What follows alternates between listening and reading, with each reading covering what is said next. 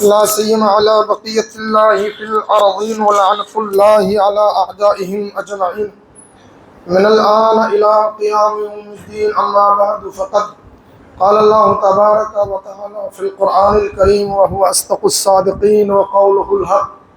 بسم الله الرحمن الرحيم.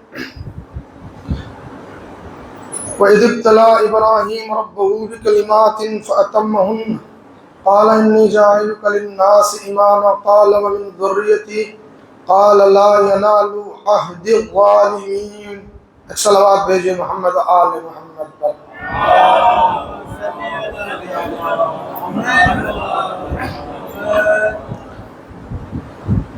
ایک اور عظمت محمد آل محمد پر بلند ترین صلوات ارشاد فرمائیے.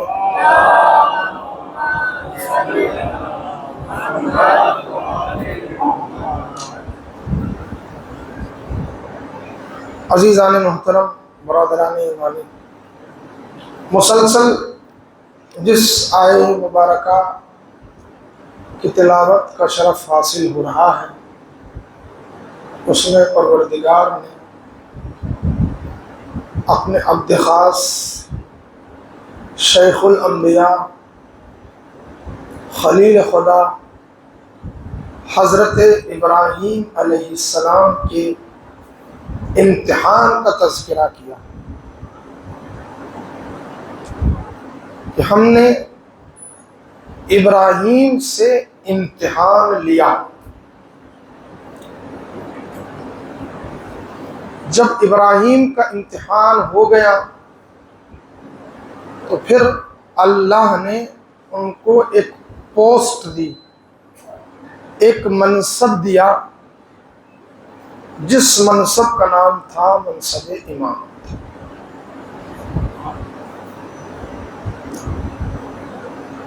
جیسے ہی خلیل خدا کو یہ منصب ملا، فوراً اللہ کے خلیل نے اپنے مالک کی بارگاہ میں دعا کے لیے ہاتھ اٹھا دیے.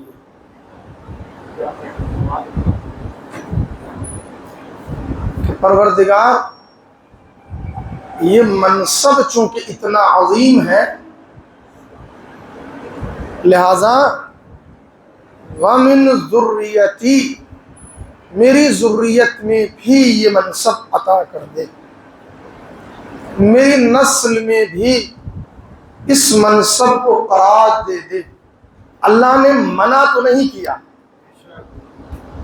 کہ ابراہیم ہم نے آپ کو منصب دے دیا بس بہت ہے،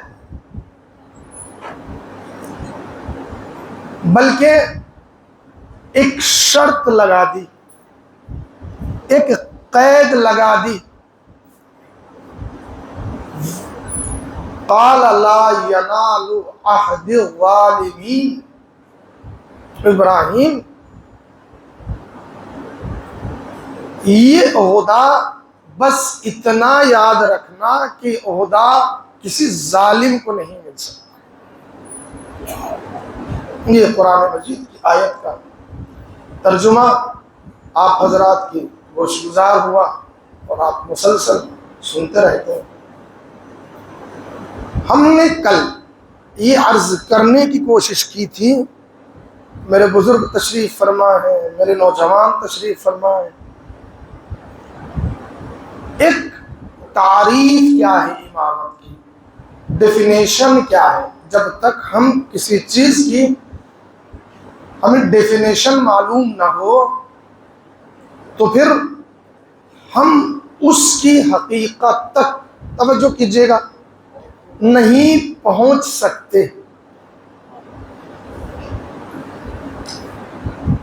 میں نے کل لغت سے بھی تعریف کی تھی، آج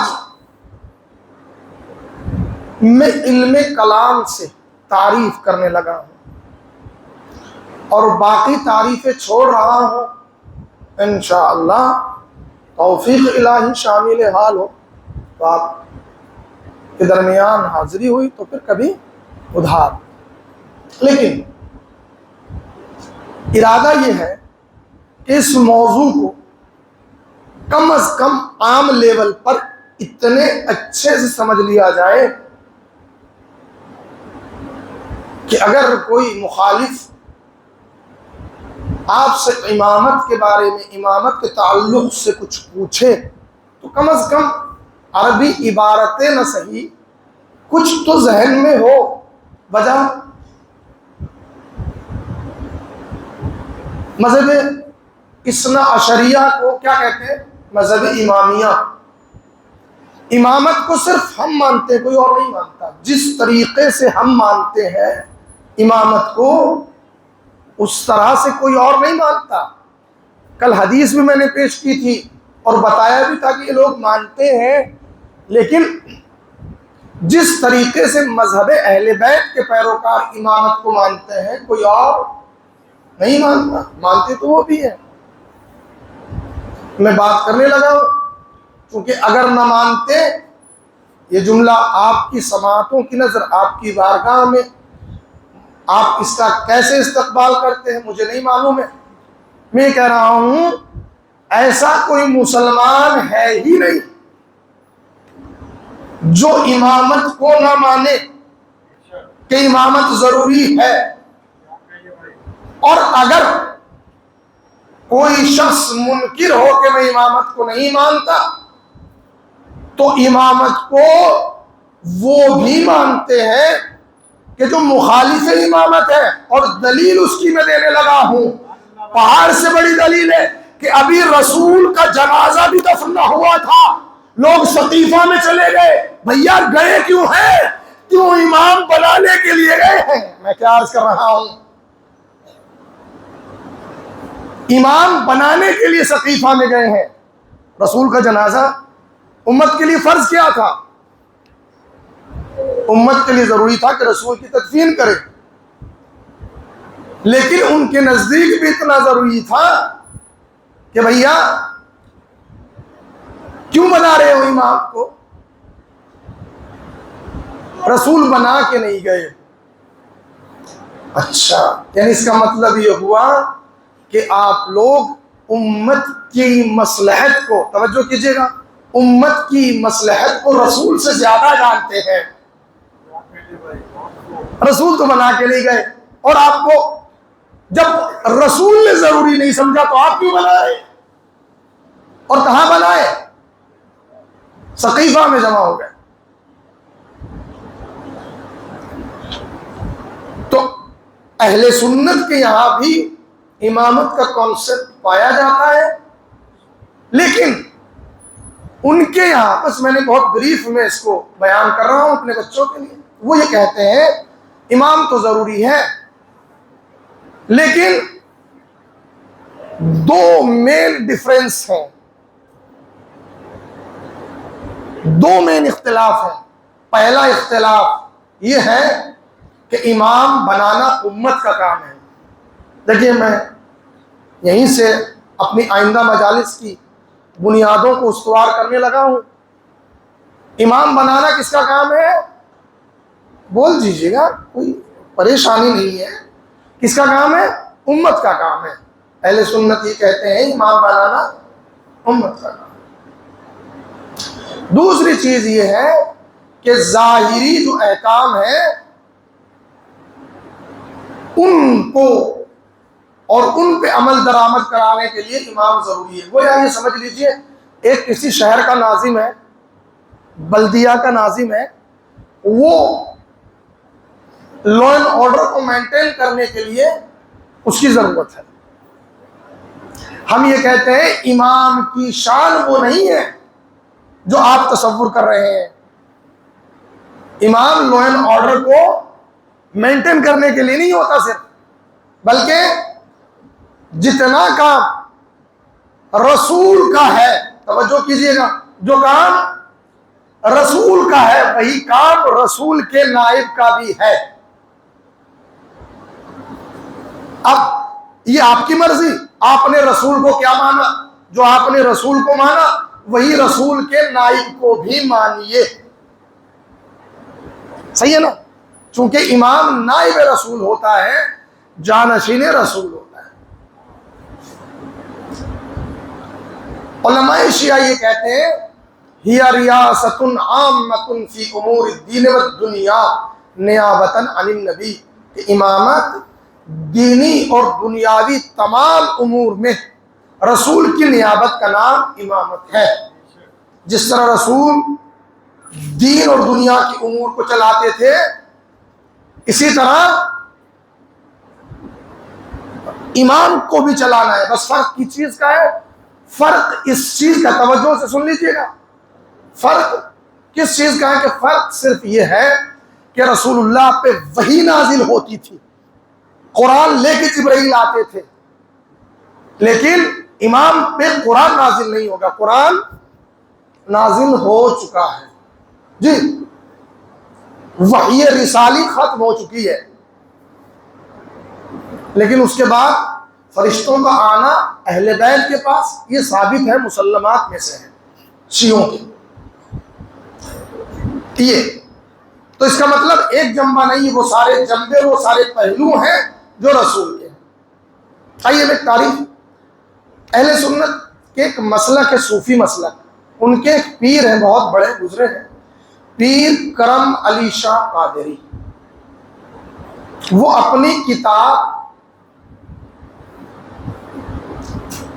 تفسیر ضیاء القرآن میں کہتے ہیں،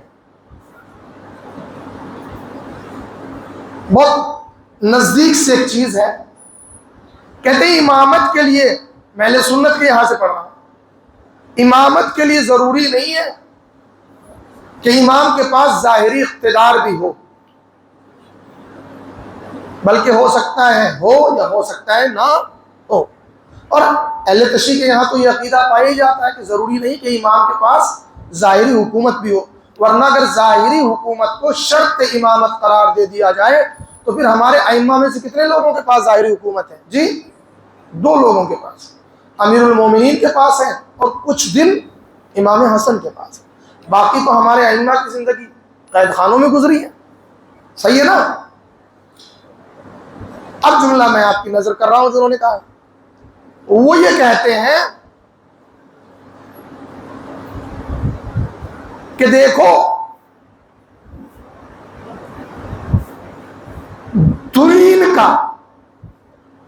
دین کا کوئی بھی معاملہ ہو تمہیں ان 12 کے در سے ملے گا۔ میں نے بہت آسان کر دیا۔ کون ہے یہ؟ پیر کرم علی شاہ قادری، کتاب کا نام تفسیر ضیاء القرآن۔ یوم ندعو کل اناس بامامہم، یہ آیت میں نے پڑھی تھی، اس کی تفسیر کے ذیل میں کہتے ہیں، جملہ پھر سن لیجئے گا، آپ کی پاکی سے سماعتیں مزید منور ہو جائیں۔ وہ یہ کہتے ہیں دین کا کوئی بھی معاملہ ہو، کوئی بھی امر ہو، تمہیں 12 اماموں کے دروازے سے ملے گا۔ میں نے جملہ پہنچا دیا، اب میرے ساتھ ہو جائیے گا۔ دین کا کوئی بھی معاملہ ہو تمہیں کہاں ملے گا؟ 12 اماموں سے ملے گا۔ اے پیر کرم علی شاہ قادری، تمہارا شکریہ، تم نے بتا دیا کہ دنیا تمہیں چاہے جہاں سے مل جائے لیکن دین تمہیں در آل محمد سے ملے گا۔ ایک صلوات بھیج دیجئے محمد آل محمد پر۔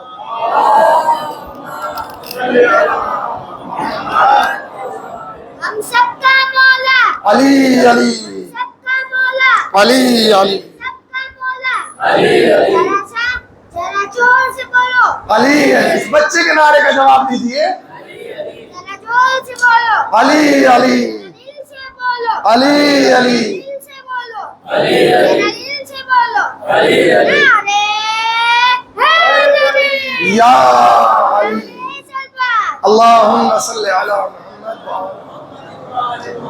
اس بچے کی حوصلہ افزائی کے لیے، طول عمر کے لیے، صحت و سلامتی کے لیے بآواز بلند صلوات ارشاد فرمائیں۔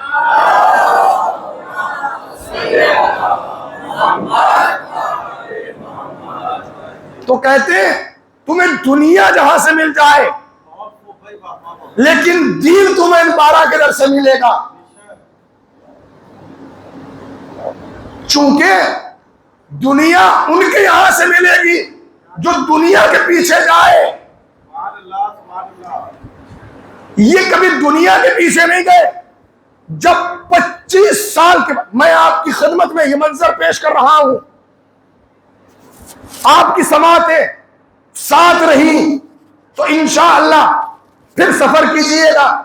اگر لطف پرواز نہ آئے, میں کہہ رہا ہوں 25 سال کے بعد یہ خلافت ٹھوکریں کھانے کے بعد جب علی کے دروازے پہ لوٹ کے آئی ہے, امیر المومنین نہج البلاغہ میں فرماتے ہیں, کہتے ہیں عالم یہ تھا جب میں اپنے گھر سے باہر نکلا, لوگ میری طرف, تشبیہ دیکھیں مولا کی, اس طرح دوڑے جیسے بھیڑیں اپنے مالک کو دیکھ کے دوڑتی ہیں.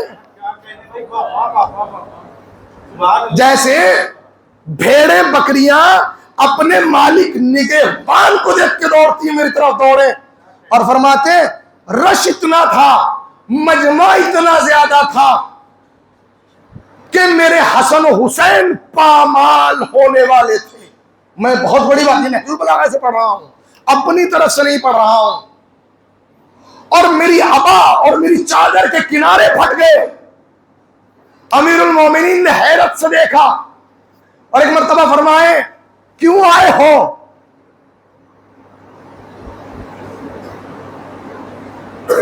کیوں آئے ہو؟ علی ہدایت کی ضرورت ہے, اس وجہ سے آئے ہیں. میں کیا عرض کر رہا ہوں, خدا را کس وجہ سے آئے ہو؟ ہدایت کی ضرورت ہے. امیر المومنین نے مجھ میں طائرانہ نظر ڈالی اور فرماتے میں تو سمجھا دنیا دینے کے لیے آئے تھے, اب معلوم ہوا ہدایت لینے کے لیے.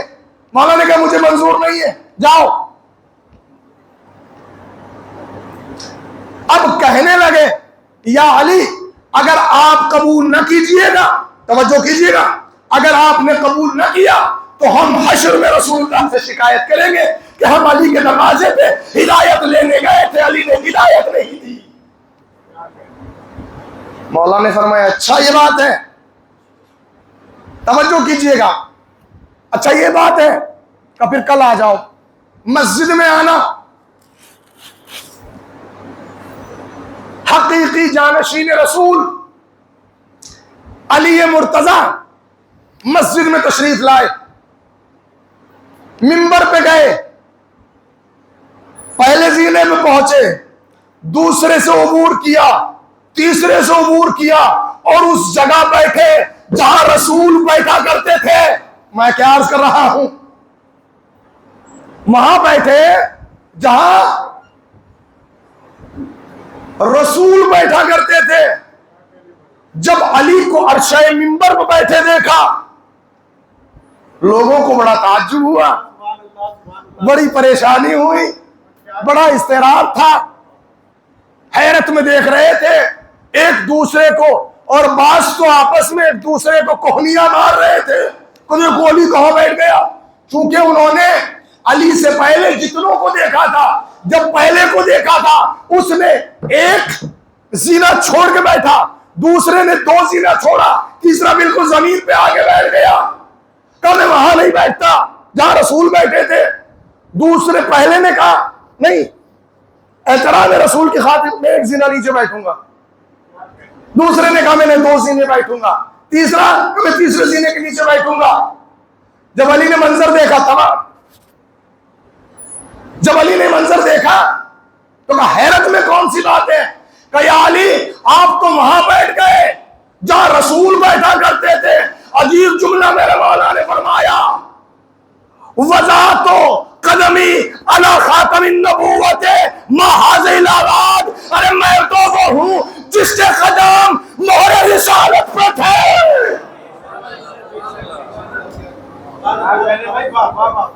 ارے میں تو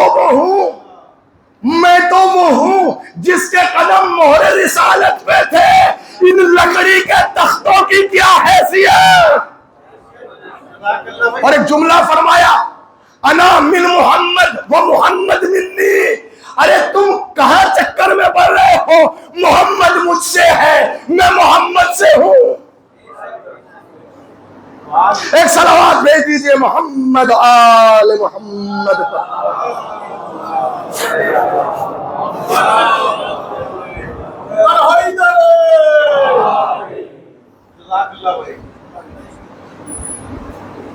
جب آئے ہیں امیر المؤمنین، دنیا حیرت میں، اور یہ علی کا مسئلہ عجیب ہے۔ 25 سال کے بعد جب مصلی پہ آئے، کسی نے پیچھے سے کہہ دیا آج تو ہم نے ایسی نماز پڑھی ہے جیسی رسول اللہ کے ساتھ پڑھتے تھے۔ ارے کیا کچھ نماز میں تبدیلی ہوئی مجھے نہیں معلوم ہے، لیکن جو نماز سے کٹ کیا گیا، جو نماز سے چوری کیا گیا، اس کا شاہدی مثال آج بھی موجود ہے۔ صرف شیعہ کی پہچان امام حسن عسکری نے فرمائی ہے، ہماری شیعوں کی پہچان یہ ہے کہ یہ ہر نماز میں بآواز بلند بسم اللہ پڑھتے ہیں۔ کیا عرض کر رہا ہوں، ورنہ تو بسم اللہ ہی غائب کر دی ہے۔ پڑھ لیجئے، دیکھ لیجئے، انٹرنیٹ کی دنیا ہے تو کوئی مشکل ہی نہیں ہے۔ قرآن کے ہر سورے میں بسم اللہ موجود ہے، بسم اللہ الرحمن الرحیم۔ حضرات نماز پڑھتے بسم اللہ ہوتی ہی نہیں ہے۔ اب ظاہر ہے بغیر بسم اللہ کے لوگ ہیں ایسے ہی ہوں گے۔ ایک سلام دے دیجیے محمد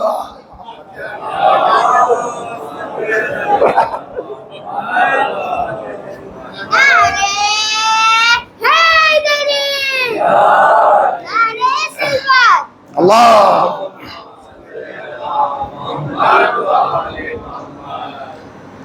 تو امام ہوتا ہے نبی کا نائب، نبی کا جانشین، اور نائب اور منیب میں ایک شباہت ہونی چاہیے، مشابہت ہونی چاہیے، مماثلت ہونی چاہیے، مناسبت ہونی چاہیے، کچھ ایکویلٹی ہونی چاہیے، سملرٹی ہونی چاہیے۔ بھائی اس سے آسان میں کیا کر سکتا ہوں، کچھ تو تساوی اور برابری ہو، کچھ تو برابری ہو نائب میں منیب میں۔ تو اگر یہ سمجھنا ہے کہ امامت کی عظمت کیا ہے، توجہ کیجئے گا، امامت کی عظمت کیا ہے، تو پہلے عظمت رسالت کو سمجھنا پڑے گا۔ میں کیا عرض کر رہا ہوں، اگر امامت کی عظمت کو سمجھنا ہے تو پہلے رسالت کی عظمت کو سمجھنا پڑے گا، اور اگر کسی نے رسالت کی عظمت کو نہ سمجھا وہ امامت کو نہیں سمجھ سکتا۔ جملہ بدل دوں، اگر کسی کو علی کی اہمیت کو سمجھنا ہے تو پہلے محمد کو سمجھنا پڑے گا۔ نہیں، شاید ابھی بھی سمجھ میں نہیں آئی۔ اگر کسی کو علی ولی اللہ سمجھنا ہے تو پہلے محمد الرسول اللہ کو سمجھنا پڑے گا، چونکہ انا وعلی من نور واحد، میں اور علی ایک نور سے ہیں، میں اور علی ایک نور سے، اور یگانیت کتنی ہے، یا علی لحمک لحمی دمک دمی سلمک سلمی حربک حربی۔ اے علی تیرا گوشت میرا گوشت، تیرا خون میرا خون، تیرا دوست میرا دوست، تیرا دشمن میرا دشمن۔ میں کیا عرض کر رہا ہوں، دیکھیں پھر اپنے بچوں کی نظر کر رہا ہوں، کیا فرمایا، لحمک لحمی، علی تیرا گوشت میرا گوشت، دموں کا دمی تیرا خون میرا خون، حربک حربی تجھ سے جنگ مجھ سے جنگ، سلموں کا سلمی تیری صلح۔ رسول نے نہیں فرمایا علی لحمی لحموں کا، میرا خون تیرا خون ہے۔ میں کیا عرض کر رہا ہوں، خدا کی قسم سمجھنے کے لیے کافی ہے۔ کیا فرمایا، تیرا میرا تیرا میرا، نہیں فرمایا میرا تیرا. میں کیا عرض کر رہا ہوں خدا را؟ کیا فرمایا؟ علی تیرا خون میرا خون، تیرا گوشت میرا گوشت، تیرا دوست میرا دوست، تیرا دشمن میرا دشمن. نہیں فرمایا میرا دوست تیرا دوست، میرا دشمن تیرا دشمن، میرا خون تیرا خون، میرا گوشت تیرا گوشت. نہیں شاید نہیں سمجھے آپ. یہ خون، گوشت، دوست، دشمن ہٹا دیجئے، ہٹا دیجئے، بیچ میں سے ورڈ کو آپ ڈراپ کر دیجئے. جی علی تیرا میرا، تیرا میرا، تیرا میرا. علی یہی بتانا چاہتے ہیں اے علی جو تیرا ہے وہ میرا ہے. یہ نہیں فرمایا جو میرا ہے وہ تیرا ہے. پھر کہہ دوں اے علی جو علی ولی اللہ کہتا ہے وہی محمد الرسول اللہ بھی کہتا ہے، لیکن ضروری نہیں جو محمد الرسول اللہ کہے وہ علی ولی اللہ.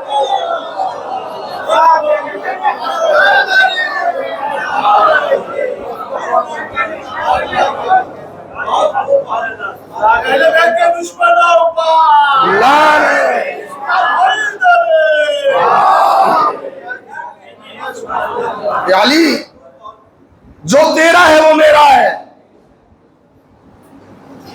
تیرا دوست میرا دوست، تیرا دشمن میرا دشمن. تو پہلے عظمت رسالت سمجھنا پڑے گی، تب عظمت امامت کا احساس ہوگا. اگر کوئی شخص صحیح سے رسول کو ہی نہ مانتا ہو، میں کیا عرض کر رہا ہوں، وہ کہاں سے علی کو مان لے گا؟ جو خود رسول کو اپنا بھائی مانتا ہو، میرے بڑے بھائی تھے، میں کیا عرض کر رہا ہوں خدا را، وہ علی کو امام کیسے مانے گا؟ بات آ گئی ہے. میں کہتا چلوں، مسلم بن عبد العزیز روایت پڑھ رہا ہوں میں ترجمے پہ اکتفا کروں گا بس. کتاب کا نام ہے عیون اخبار الرضا، شیخ صدوق علیہ الرحمہ، بہت بڑی کتاب ہے امام رضا کے حالات اور ان کے حدیث پہ. مسلم بن عبد العزیز یہ شخص کہتا ہے کہ میں امام رضا علیہ السلام کی خدمت میں حاضر ہوں، ایک صلوات ارشاد فرما دیجیے محمد آل محمد.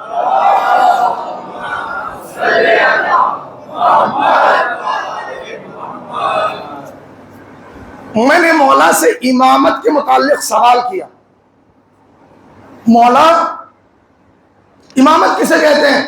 تو آپ نے ایک لمبی چوڑی آپ کا ایک بیان ہے، اس میں آپ نے فرمایا کہ امامت انبیاء کا ورثہ ہے، امامت رسول اللہ کی نعمت ہے، امامت حسن و حسین کا ورثہ ہے. توجہ کیجئے، میں صرف ترجمے پہ اکتفا کر رہا ہوں. اور پھر تشبیہ دی ہے، امام سورج کی مانند ہے، جس طرح سورج روشنی دیتا ہے ایسے ہی امام روشنی دیتے ہیں. امام چاند کی مانند ہے، امام ستاروں کی مانند ہے. جب انسان دریاؤں میں سفر کرتا ہے تو یہ ستارے سمت بتاتے ہیں. اور ایک تعبیر فرمائی ہے مولا نے، اس میں مجھے تھوڑا سا کام ہے. ایک تعبیر یہ، الامام کالماء العذب علی الظمآ، امام ایسا ہے جیسے پیاسے کو خوشگوار پانی مل جائے، ٹھنڈا پانی مل جائے، میٹھا پانی مل جائے. امام کیسا ہے؟ جیسے ایک پیاسا شخص ہو اور اسے خوشگوار پانی مل جائے. دیکھیے امام نے عجیب تشبیہ دی ہے، فرمایا امام پانی کی طرح ہے. پانی کی ضرورت سے کوئی انکار کر سکتا ہے؟ جب کسی شخص کو پیاس لگتی ہے تو پانی اس کی پیاس بجھاتا ہے. میں کیا عرض کر رہا ہوں، ارے وقتی طور پہ لسی، کولڈ ڈرنک، دودھ، شربت کچھ تسکین تو دے سکتا ہے، پیاس نہیں بجھا سکتا۔ وہ میں نے کہہ دیا اپنی بات، یہ ساری چیزیں پیاس نہیں بجھا سکتی۔ پیاسے کی پیاس کب بجھے گی؟ جب اسے پانی ملے۔ اب اگر کسی مرشد سے، کسی پیر سے، کسی ولی سے، کسی بابا سے چند جملے لے لو، وہ نصیحت تو ہو سکتی ہے، ہدایت تمہیں امام سے ملے گی۔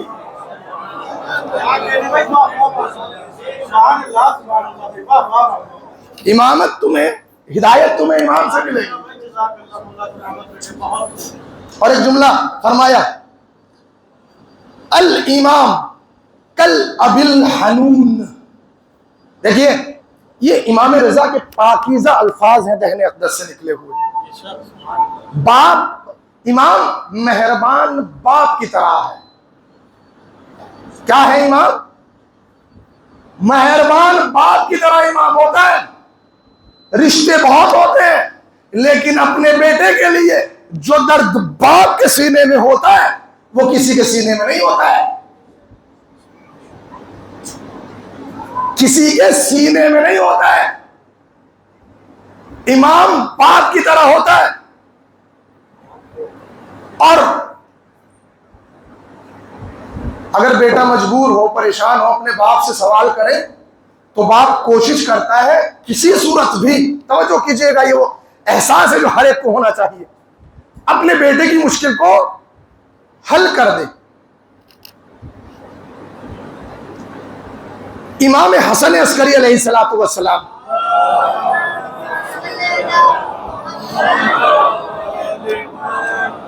حضرت ابراہیم جعفری نام ہے صحابی کا، جعفر طیار کی اولاد سے ہیں۔ یہ کہتے ہیں میں سامرہ میں امام حسن عسکری علیہ السلام کے ساتھ تھا، راستہ چلتے چلتے، توجہ کیجئے گا اگر آپ اس پوائنٹ تک پہنچ گئے، اس نقطے تک پہنچ گئے کہ میں امام کے ساتھ تھا، راستہ چلتے چلتے مجھے خیال آیا کہ میرے قرض لوٹانے کی تاریخ آ رہی ہے۔ کہاں آیا خیال؟ دل میں، ذہن میں، زبان پہ نہیں۔ ابراہیم جعفری کہتے ہیں، توجہ کیجئے گا، ادھر خیال آیا، ادھر امام نے نیزہ زمین پہ مارا، ابراہیم اٹھا لو۔ میں کیا عرض کر رہا ہوں؟ ابراہیم کہتے ہیں جیسے ہی میں نے بڑھ کے اٹھایا وہ سونے کا ٹکڑا تھا۔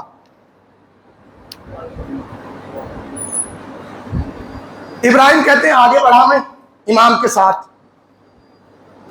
پھر دل میں خیال آیا سردی ہو رہی ہے، آنے والی ہے، بچوں کے پاس سردی کے کپڑے بھی نہیں ہیں۔ ابھی یہ دل میں خیال تھا، امام نے پھر زمین پہ نیزہ مارا، ابراہیم اٹھا لو۔ میں نے جو بڑھ کے اٹھایا وہ سونے کا ٹکڑا تھا۔ ابراہیم جعفری کہتے ہیں میں گھر آیا، بازار گیا، مولا نے جو مٹی کا ٹکڑا اور جو سونا بن گیا تھا، جو قرضے کے لیے دیا تھا، وہ بین ہی اتنا ہی تھا جتنا میرے سر پہ قرض تھا۔ میں کیا کر رہا ہوں؟ وہ اتنا ہی تھا جتنا میرے سر پہ قرض تھا، اور وہ جو دوسرا ٹکڑا بیچا وہ اتنا ہی تھا جس میں میرے بچوں کے سردی کے کپڑے آ گئے۔ خدا رہا۔ پھر فرماتے ابراہیم جعفری جب مشکل میں گرفتار ہوا کرو تو ہم سے کہہ دیا کرو، یہ ہم سب کے لیے پیغام ہے، ہم بے وارث نہیں ہیں، ہمارا وارث موجود ہے۔ ارے کہہ کے تو دیکھو، پکار کے تو دیکھو، ان کے دروازے سے تو کبھی دشمن بھی خالی ہاتھ نہیں گیا۔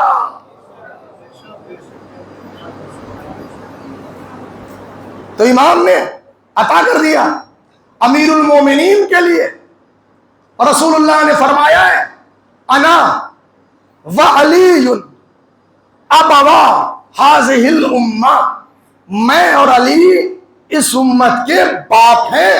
توجہ کیجیے گا. باپ کسے کہتے ہیں؟ میں نے عرض کیا باپ اپنی ہر اولاد کو دیتا ہے، چاہے وہ نافرمان ہی صحیح کچھ حد تک، اور جو تابع فرمان ہے، کہنا ماننے والی، اس کو ظاہر ہے زیادہ دیتے. میں کیا عرض کر رہا ہوں خدا را. اسی طرح ہمارے ائمہ اس امت کے باپ ہیں، دیتے سب کو ہیں، نا فرمان کو جو کہنا کم مانتے ہیں ان کو ان کی ضرورت کے حساب سے دیتے ہیں، اور جو کہنا مانتے ہیں، جو اطاعت کرتے ہیں، انہیں اپنی حیثیت کے مطابق دیتے ہیں. شاید نہیں سمجھے، اما روزی رزق اولاد ان کے صدقے میں سب کو ملتی ہے، جنت بیچنے کا حق صرف خاص کو ملتا ہے. ایک صلوات بھیج دیجیے محمد آل محمد پر.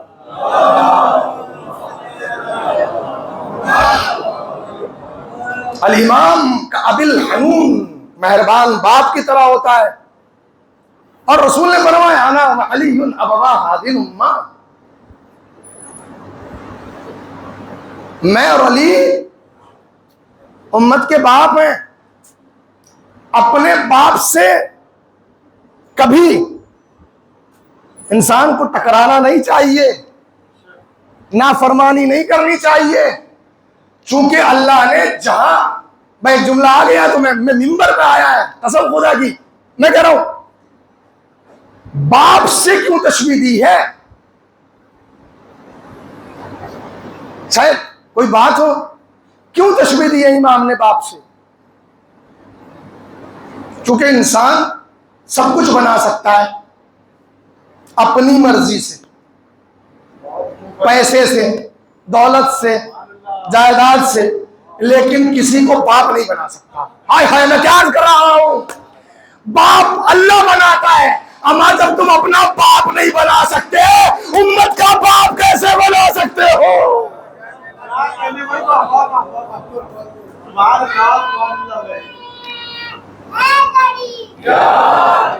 میرے مجمع کا سب سے سمجھدار آدمی یہی ہے. ایک صلوات بھیجیے محمد آل محمد پہ. ماشاء اللہ، خدا سلام.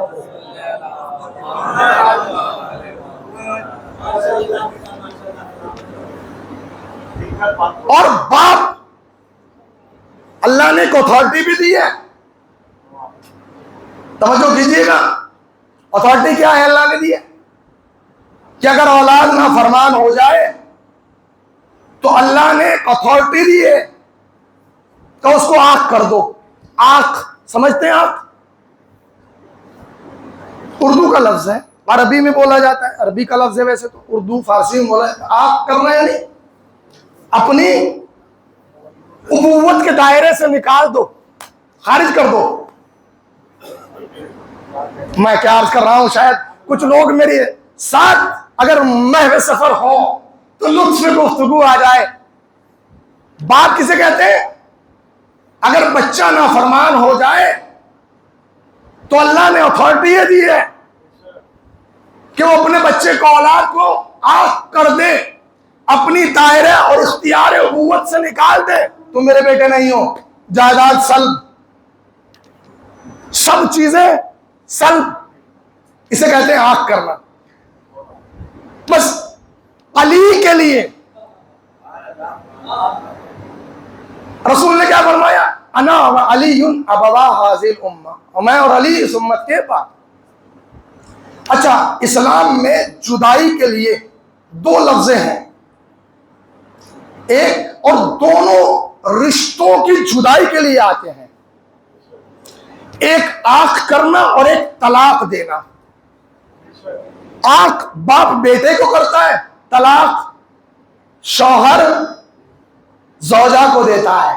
میں کیا عرض کر رہا ہوں، اور یہ دونوں حق اللہ کا نبی اپنے مسیح علی کو دے کے گئے ہیں. اے علی، تم امت کے باپ بھی ہو، ہم تمہیں حق آنکھ بھی دے رہے ہیں، اور اے علی ہم تمہیں حق طلاق بھی دے رہے ہیں۔ نہیں سمجھے؟ اے علی اگر امت کا کوئی امتی آ کے تم سے جھگڑا کرے تو آگ کر دینا، میرے گھر سے کوئی تمہارے مقابل آئے تو طلاق دے دینا۔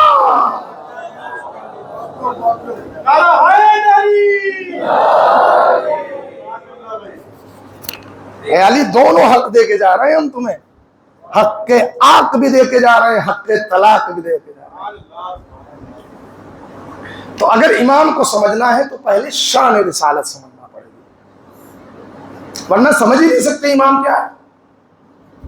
پھر مسئلہ یہی ہوگا، سمجھ میں کیوں نہیں آئے گا؟ میرے بھائی میں نام تو بھول گیا ہوں، شاید ہمارے پرسوں کا سوال ہے، اسی طرف آتے ہیں۔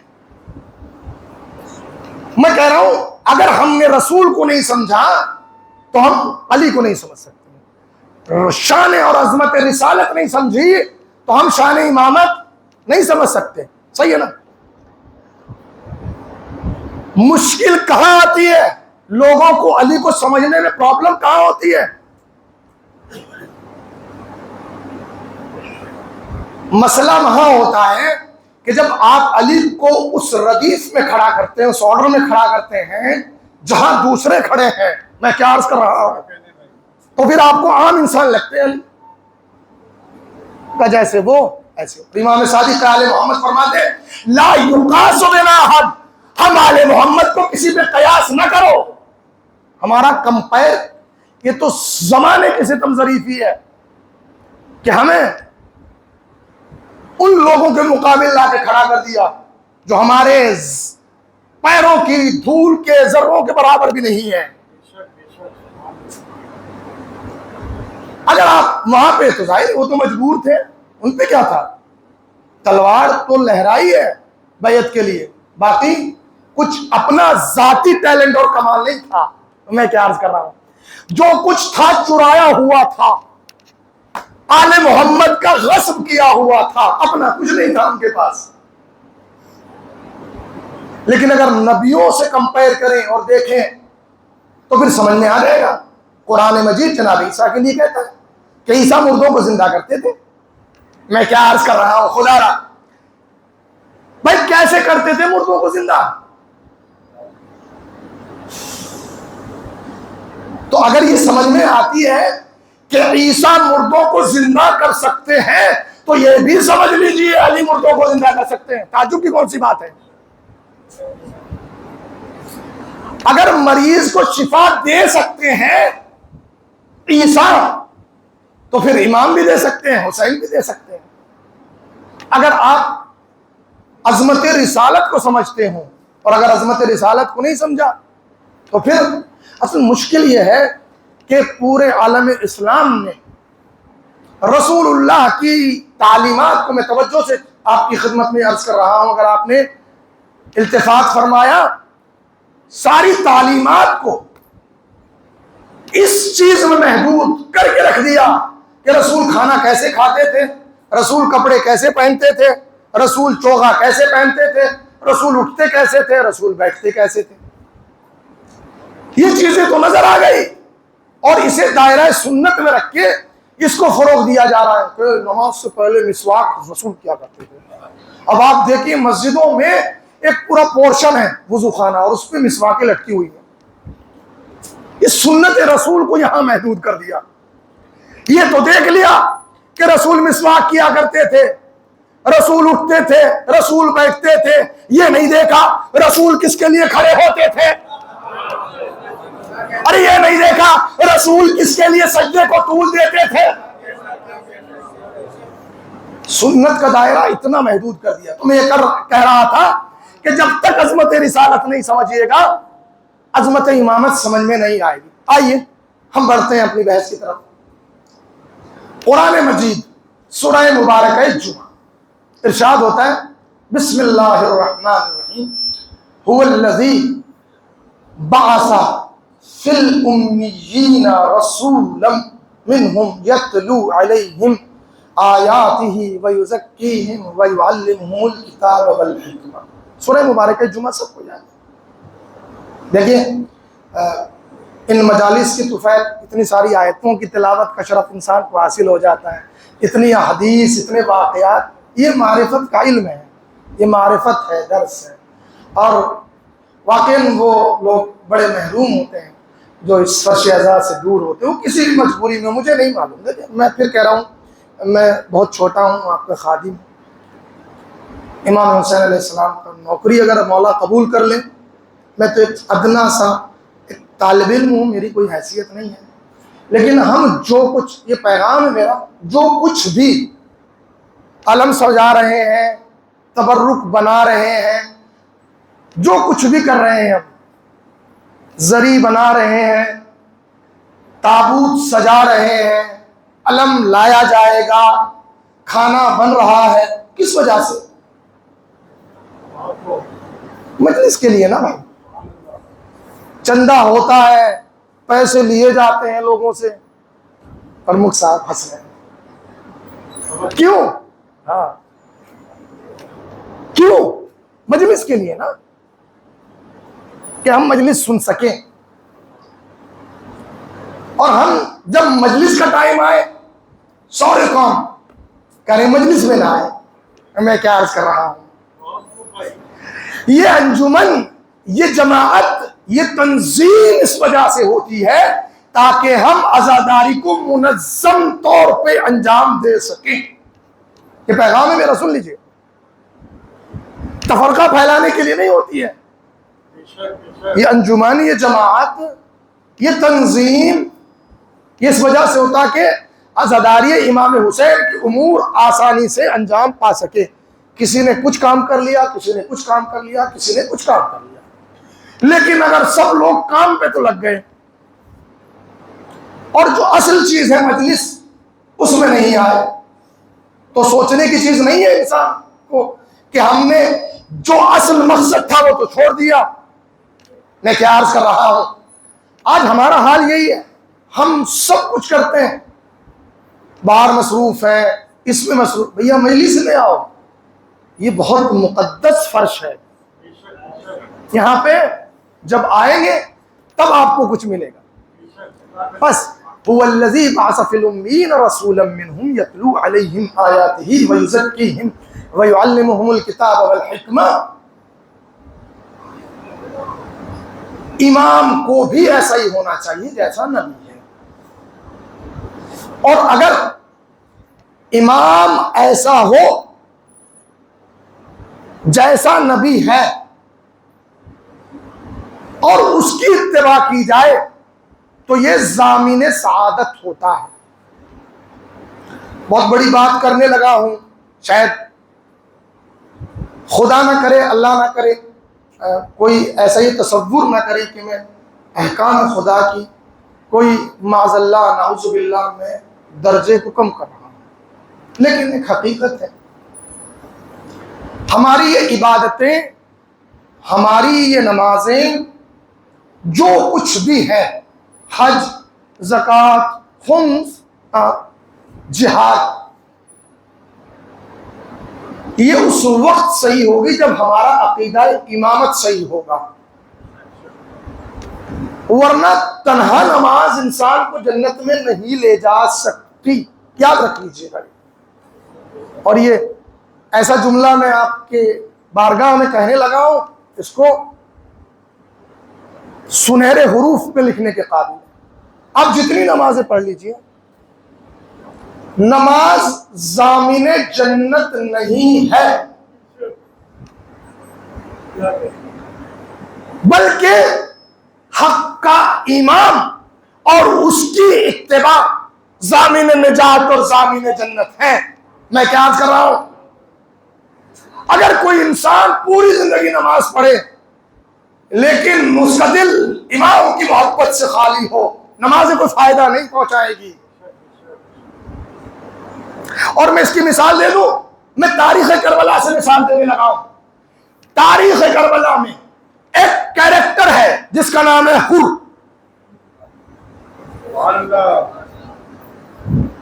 کون ہے؟ ابن زیاد کے ایک ہراول دستے کا سپہ سالار ہے، 1000 کے فوج اور ٹکڑی اس کے پاس ہے. یہ آیا بھی حسین کا راستہ روکنے کے لیے ہے. میں کیا عرض کر رہا ہوں؟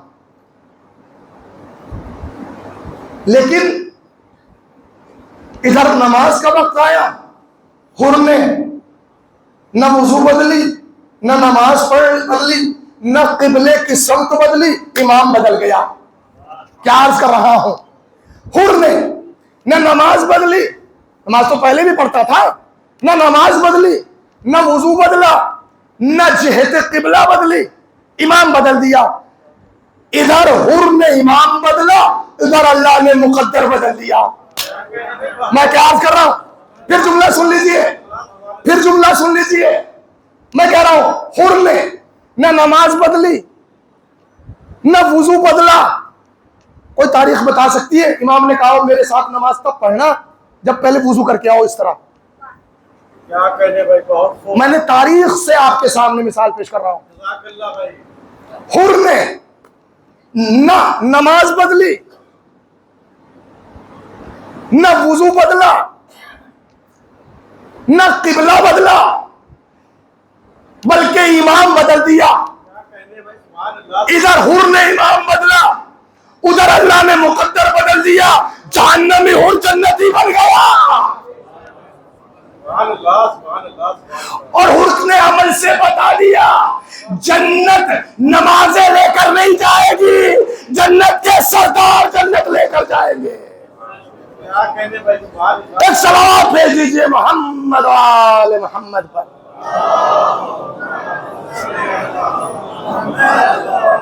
جزاک اللہ بھائی، جزاک اللہ. بہت خوب. امام جنتی ہو تو جنت میں جاؤ گے.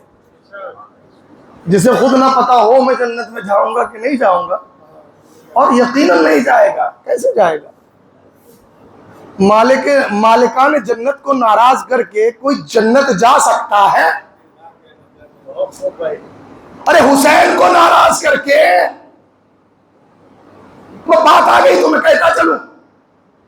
ایک حدیث ہے الجنت تحت اقدام الامہات. میں اکثر کہتا ہوں الجنت تحت اقدام الامہات، جنت ماں کے پیروں کے نیچے ہے.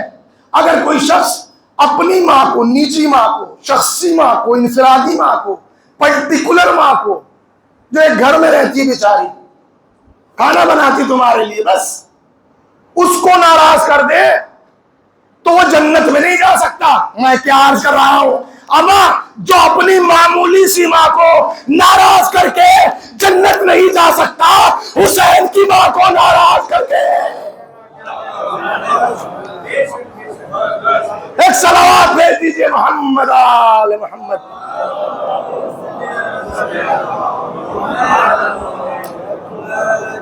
جزاک اللہ بھائی، جزاک اللہ. تو جنت امام لے کے جائے. سبحان اللہ، سبحان اللہ. اور بس ظرف اب ہماری ذمہ داری اس سیاق میں کیا ہے؟ ذمہ داری یہ ہے در حسین آج بھی کھلا ہوا ہے. بے شک. لیکن شرط یہ ہے کہ اس شرمندگی کے ساتھ آؤ جس شرمندگی کے ساتھ حر آیا تھا. میں جملہ نظر کر رہا ہوں، بہت بڑا جملہ ہے، میرے قد سے بڑا جملہ ہے، شاید آپ اسے کس طرح سنتے ہیں مجھے نہیں معلوم ہے. میں کہتا ہوں حسین کا دروازہ کھلا ہوا ہے، بس تمنا ہو انسان کی حسین تک پہنچنے کی، راستے میں کوئی رکاوٹ نہیں ہے. جیسے حر آیا کوئی بھی آ سکتا ہے. لیکن میں ایک جملہ حضرت حر کی بارگاہ میں دستے ادب جوڑ کے عرض کرتا ہوں. میرا وجود بہت چھوٹا ہے، حر کی عظمت بہت بلند ہے. لیکن میں یہ کہتا ہوں، جملہ سن لیجئے، میں یہ کہتا ہوں در حسین پہ اگر آپ تک جملہ پہنچ گیا، در حسین پہ بارگاہ حسین میں آنے کا سب سے کم ترین مرتبہ یہ ہے کہ انسان حر بن کے آئے. خدا را میں کہہ رہا ہوں بارگاہ حسین میں، جزاک اللہ بھائی، جزاک اللہ. مجھے نہیں معلوم یہ سخت ہے آپ کے لیے، لیکن میں جس کے سمجھ میں آئے وہ ضرور بولے. میں کہہ رہا ہوں در حسین پہ، خدمت حسین میں، بارگاہ حسین میں آنے کا کم ترین درجہ یہ ہے کہ انسان حر بن کے آئے. نہیں سمجھے؟ حر کون تھا؟ دشمن کے لشکر کا سپہ سالار ہے نا. کون تھا حر؟ دشمن کے لشکر کا سپہ سالار. حسین کی بارگاہ میں آ گیا دل سے معافی مانگنے کے لیے، حسین نے معاف کر دیا. میں کہہ رہا ہوں حر بارگاہ حسین میں، خدمت حسین میں آنے کا ادنا ترین مرتبہ یہ ہے کہ حر بن کے آئے. لیکن اے عزادارو، اے حسین کے فرش پر بیٹھنے والوں، اے حسین کا تبرک کھانے والوں، حسین کے دروازے پہ حر دشمن کا سپاہی تھا، دشمن کے لشکر کا سپہ سالار تھا، حر بن کے آیا. حسین نے قبول کر لیا تم عزادار ہو، تم فاطمہ زہرا کی کنیزوں کے بیٹے ہو. حسین کو تمہارا حر بن کے آنا گوارا نہیں ہے، بلکہ تمہارے مقدر کی بلندی یہ ہونا چاہیے تمہیں حر بن کے نہیں، تمہیں حبیب بن کے آنا ہے، تمہیں سہیل بن کے آنا ہے.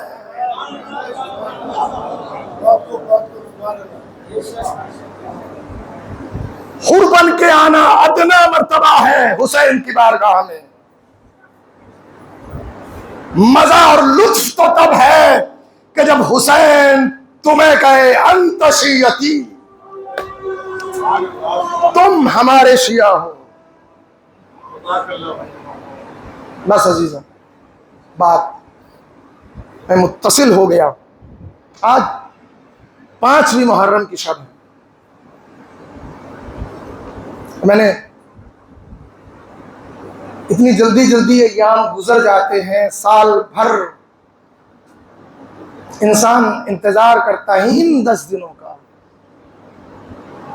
اور یہ 10 دن گزر جاتے ہیں. بس اتنا ہی عرض کروں گا، اے فاطمہ زہرا ہماری سزاداری کو قبول فرمائیے بیوی اپنی بارگاہ میں. حق پرسا تو ادا نہ ہو سکا، یہ دن بڑی تیزی سے گزر رہے ہیں. آج میں اس شخصیت کا تذکرہ کر رہا ہوں جسے حر کہتے ہیں. حر معلوم ہے کون؟ آیا ہے جب امام کا راستہ روکنے کے لیے آیا ہے. امام کا ساتھی نہیں ہے، لیکن امام کسی سمت جانا چاہتے ہیں. یہ کہتا ہے نہیں حسین میں جانے نہیں دوں گا، میں مامور ہوں، مجھے حکم دیا گیا ہے ابن زیاد کی طرف سے، میں آپ کے ساتھ ہوں. بس ایک مرتبہ حسین سوار ہوئے چلنا چاہتے اور انہیں لجام فرس کو پکڑ لیا. بس فاطمہ کے لال نے ایک جملہ کہا، اور یہ جملہ کیا تھا؟ یہ ایسا لگ رہا تھا جیسے کاتب تقدیر نے حر کی تقدیر لکھ دی. فرمایا سکلت کا امک یا حر، حر تیری ماں تیرے ماتم میں بیٹھی. مجھے نہیں معلوم، اگرچہ عربی زبان میں یہ جملہ بد دعا کے لیے ہوتا ہے، لیکن حسین کی نورانی زبان سے جملہ حر کے لیے نکلا اور دعا بن کے نکلا اور قبول ہوا. بس یہ کہیں نہ کہیں اثر انداز ہوا، اور حر کہتا ہے فرزند رسول آپ نے میری ماں کے لیے یہ بات کہہ دی، میری ماں کا نام لے لیا. اگر عرب میں کوئی اور ہوتا تو میں بتاتا، لیکن کیا کروں، میں تو بغیر وضو کے آپ کی والدین ماجدہ کا نام بھی نہیں لے سکتا. بس یہی احترام فاطمہ تھا جس نے حر کو حر بنا دیا. اور اب حسین کربلا آ گئے ہیں، 2 محرم کو کربلا آئے ہیں. اور 2 محرم سے مسلسل عاشور تک خط کے تبادلے ہوتے رہے۔ ہر مرتبہ یہی مطالبہ تھا کہ حسین بیعت کر لیں۔ جتنی شدت سے مطالبہ تھا اتنی شدت سے حسین انکار بیعت کر رہے تھے۔ بس میں چند جملے میں بہت مسائل نہیں پڑھ سکتا، چونکہ میرے دل میں بھی ایک انسان کا جگر ہے، میں بھی مولا کا عزادار ہوں، لیکن کوئی سبیل نہ ہوئی صلح کی۔ شب عاشور آ گئی اور حر عمر سعد کے پاس آتا، عمر سعد کیا ہوا؟ کا فیصلہ ہو چکا ہے، ابن زیاد کا حکم آ گیا ہے کہ کل فرزند فاطمہ کو قتل کر دیا جائے۔ بس عزیزو، حر بے چین ہے، پوری رات ٹہل رہا ہے۔ ایک مرتبہ غلام کہتا آقا میں نے کبھی اتنا پریشان اپنی زندگی میں تمہیں نہیں دیکھا، کیوں اتنا پریشان ہو؟ ایک مرتبہ کہنے والے کا ہاتھ پکڑا اور اس مقام پہ لے گئے کہ جہاں سے خیموں کی آوازیں آ سکتی تھی، قریب ترین جگہ پہ لے گئے۔ ایک مرتبہ کہتے ذرا غور سے سنو۔ اب جو لوگ کان لگا کے انہوں نے غور سے سنا، کہا کیا سن رہے ہو؟ کہا حر ہمیں تو چھوٹے چھوٹے معصوم بچوں کی العطش العطش کی صدائیں آ رہی ہیں۔ کہا بس میری بے چینی کا یہی سبب ہے۔ ارے میں ہی تو سبب بنا تھا کہ میں زہرا کے لال کو یہاں کربلا گھیر کے لے آیا، میں فرزند زہرا کو لے آیا۔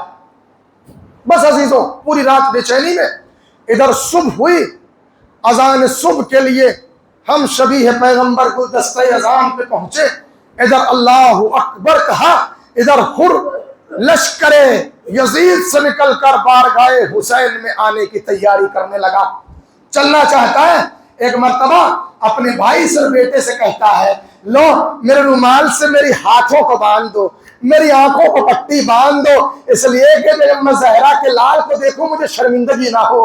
ہاں عزیزو، ادھر حر چلے، ادھر حسین نے آواز دی عباس ذرا خیمے سے باہر آؤ، اکبر خیمے سے باہر آؤ، اور محمد خیمے سے باہر آؤ، حبیب خیام سے باہر آؤ، زہیر باہر آؤ۔ مولا کیا بات ہے، ارے دیکھو دیکھو میرا مہمان آ رہا ہے۔ ہاں عزیزو، حر آ گیا، جیسے ہی قریب پہنچا اپنے کو حسین کے پائے اقدس پہ گرا دیا۔ حلی توبہ ابن رسول اللہ، مولا میری توبہ قبول ہو سکتی ہے۔ حسین نے عزت دیتے ہوئے، فاطمہ کے لال نے، عزتوں کے سردار نے حر کو اٹھایا، سینے سے لگایا، ارے حر تو میرا مہمان ہے۔ ہاں عزیزو، یہ رسم آل محمد نہیں ہے، آل محمد کے دروازے سے کبھی دشمن بھی کبھی خالی ہاتھ نہیں گیا۔ ارے بعض ارباب میں بعض علماء بیان کرتے ہیں، جو ذاکرین کہتے ہیں حسین نے جملہ بہت حساس ہے، سن لیجئے گا۔ حسین نے حر کا ہاتھ پکڑا اور حسین حر کو لے کے چلے اور اس خیمے میں پہنچے جس خیمے میں سوکھی ہوئی مشکیں پڑی ہوئی تھی، اور ان مشکوں پہ بچے اپنے اپنے سینے کو چسپاں کیے لیٹے ہوئے تھے۔ ایک مرتبہ کہتے ہیں اے حر اگر مدینے میں آتا ہماری مہمان نوازی دیکھتا، ارے تو کربلا میں آیا ہے، ہم تجھے پانی بھی نہیں پلا سکتے۔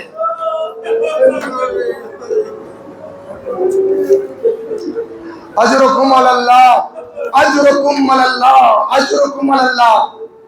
مولا مجھے معاف کیجئے گا، بس مقتل میں جانے سے پہلے چونکہ مولا میں آپ کو لایا ہوں، لہذا سب سے پہلے مجھے اذن رضا ملے، سب سے پہلے اذن شہادت ملے۔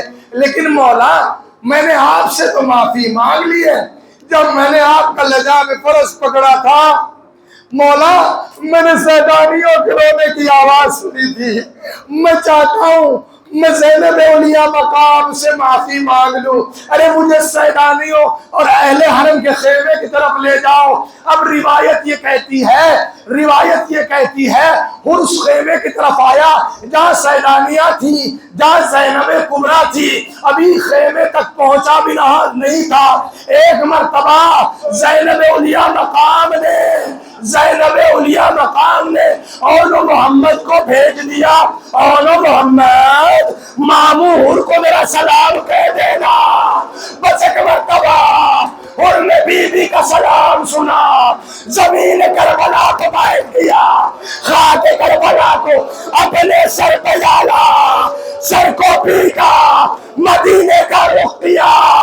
السلام علیکہ یا رسول اللہ، صلی علیکہ ملیک السماء، اے رسول خدا فریاد ہے آپ پہ آسمان کے فرشتے سلام بھیجتے تھے، اے رسول خدا کیا وقت آ گیا، غلاموں کو شہزادیاں سلام بھیج رہی ہے۔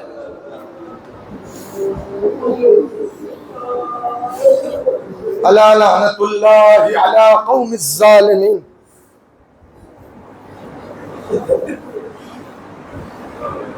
انا للہ و انا الیہ راجعون، رضا بقضائہ و تسلیما لامرہ، سیعلم الذین ظلموا ای منقلب ينقلبون۔ الہی بسمک العظیم الاعظم الاجل الاکرم، یا اللہ یا اللہ یا اللہ یا اللہ یا اللہ یا اللہ۔ پروردگار اس مجلس عزا کو اپنی بارگاہ میں قبول فرما۔ پروردگار تجھے واسطہ محمد آل محمد کا ہمیں معرفت امام حسین، زیارت امام حسین اور شفاعت امام حسین سے بہرمند فرما۔ پروردگار یہ پھیلے ہوئے ہاتھ پروردگار تیری رحمت کے طلبگار ہیں، پروردگار ان ہاتھوں پہ اپنی رحمت نعمت مغفرت نازل فرما۔ پروردگار ان پھیلے ہوئے ہاتھوں کو اپنے سوا کسی کا محتاج قرار نہ دے۔ پروردگار ہماری گناہان صغیرہ و کبیرہ کو معاف فرما۔ پروردگار تجھے واسطہ محمد آل محمد کا پرچم اسلام کو سر بلند فرما، پرچم کفر و نفاق کو سر نگوں فرما، ظالمین کو نیست و نابود فرما۔